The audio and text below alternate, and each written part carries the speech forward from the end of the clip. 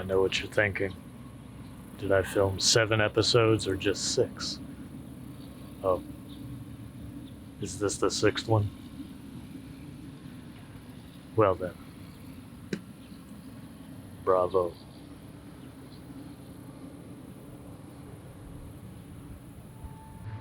Well, I don't know how this will be for the first little bit, but I'll give it a try. There's a lot of lawnmowers going on. But I came to this park and trails to try to talk about the style and cinematography of Sergio Leone's spaghetti westerns, because they're just second to none. And I didn't get to see the Dollars trilogy until, early 20s. And of course I was just fascinated by it. And over the years, I love watching it over and over again to try to learn any other details I can from it. Leone he went in a different direction of what was the Hollywood norm. Even though it was a lot more violent than what Hollywood was doing, the style is just so beautiful to look at everything, especially because I grew up loving landscapes and wanting to do landscape photography, portraits, and seeing the operatic style of Leone's visuals.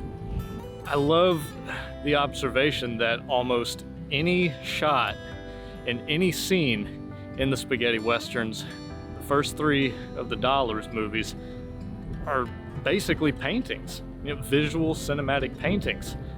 And they're just so beautiful, and it gives me plenty of inspiration when I watch it over again. I'll freeze frame and just try to study the composition of everything. Now, it is important to look back and acknowledge that Sergio Leone took heavy inspiration from both Akira Kurosawa and his film Yojimbo. There are plenty of parallels that people have drawn on from that, and also the westerns of John Ford that gave vast landscape shots. And I myself haven't seen very many John Ford films, maybe 1, maybe 2. But Leone took all that and heightened everything. Whether or not there was music behind it, whatever the landscape happened to be, no matter how desolate it was basically a beautiful painting that you enjoyed looking at. And it brought you more into the scene. It brought you into these scenarios and therefore further into the story, and vice versa. The extreme close-ups that he put on the characters, whether it was the good guys, whether it was the bad guys, it gave everyone more importance in their role. And just like I mentioned in another video where Ridley Scott gave the long close-ups to Harry Dean Stanton in Alien, which heavily boosted his career afterwards, the same, I would argue, that Leone did with the minor characters to the major characters, beginning with Fistful of Dollars. The guys in the Baxter family that Clint Eastwood puts in 4 coffins, not 3. Even though they die early on, their faces ended up being very memorable in our minds, even for the rest of the film. And it was great that he reused actors in other roles in the subsequent movies. Not to say that they were related in any way, it was just efficient. But from that opening shot of Clint Eastwood coming up to that dead tree, there's a great painting in itself. The town he goes to, that's a great painting in and of itself. All the houses, all the buildings, the structures of everything. And even though it was Sergio Leone who visualized what he wanted in the shot, I must point out that it was cinematographer Massimo Dellamano. I hope I'm pronouncing that correctly. He was the one who did the actual setting up of those shots, and I think he should definitely be remembered for that.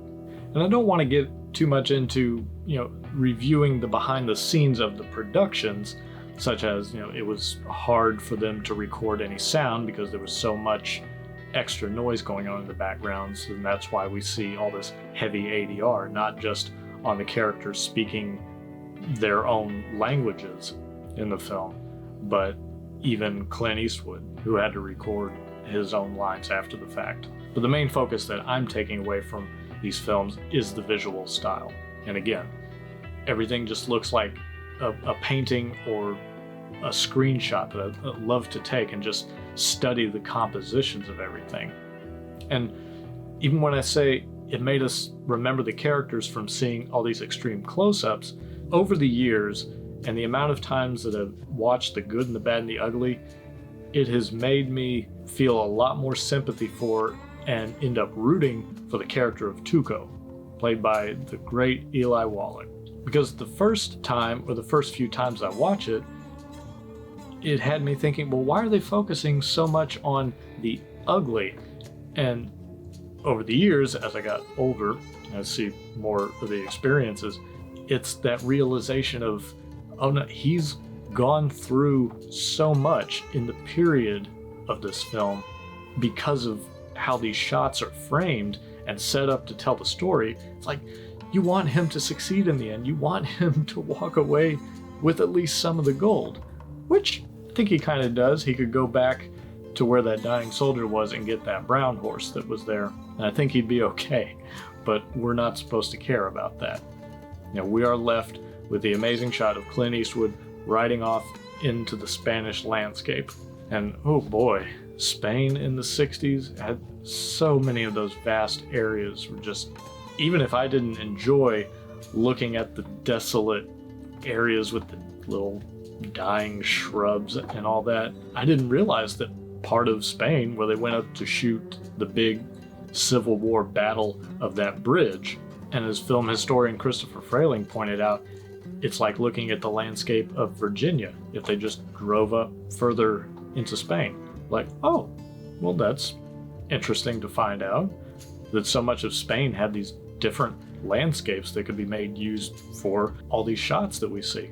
So whenever I'm trying to frame a photograph or frame a shot, whether it be doing a short film or something on stage, whether I want to get all the actors on stage or just a close-up of an actor, I wish that I could do these extreme close-ups, even though it probably doesn't call for it in certain plays or however certain things are written, but it makes the character, I think, a little more memorable. It's nice to be inspired from somebody like Leone, who was inspired by guys like John Ford and Akira Kurosawa. I don't know how much more praise I can give to these guys. And he was absolutely right in casting Lee Van Cleef in For a Few Dollars More and The Good and the Bad and the Ugly, because his eyes, the structure was just so striking. And yeah, what better kind of a close-up shot to boost your career than that? Those close-ups made his bad character all the more bad. And that's not to take away anything from Jean Maria Volante, who played the very, very evil and sadistic bad guy in A Fistful of Dollars and For a Few Dollars More.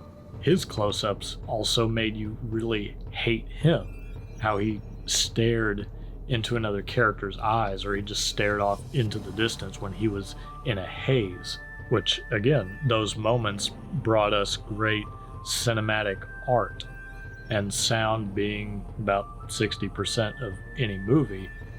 It wouldn't have been, I think, what it was without the music written by Ennio Morricone.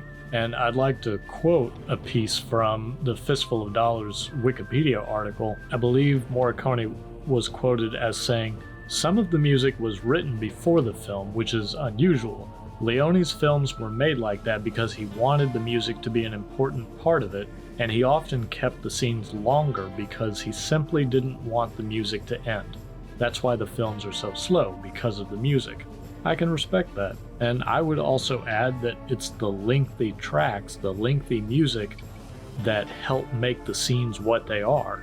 The final trio, as they're in the middle of the cemetery, setting up for that shootout, the big climactic moment at the end, and it felt like a really good 15 minutes, broken up into 3 segments of 5 minutes, going from long, wide angles to tight close-ups, and then finding out it was only 5 minutes long, but wow, it kept us so enthralled and engaged, and it became one of the best moments in cinematic history.